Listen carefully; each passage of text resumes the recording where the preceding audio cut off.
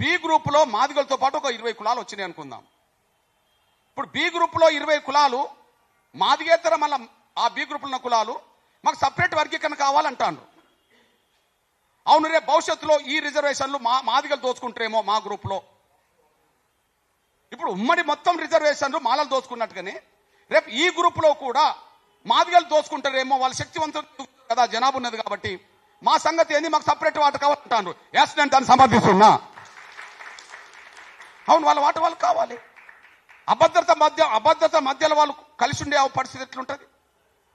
వాళ్ళకి భవిష్యత్తులో అన్యాయం జరగబోతుందని అనుకుంటున్నప్పుడు వాళ్ళకి న్యాయం జరిగే విధంగా స్వేచ్ఛ ఉండాలి కదా. ఎస్, నేను సమర్థిస్తున్నా.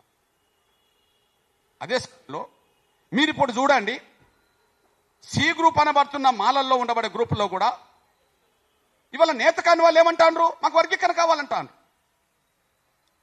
ఒలియా దాసారులు ఏమంటారు, మాకు వర్గీకరణ కావాలంటారు.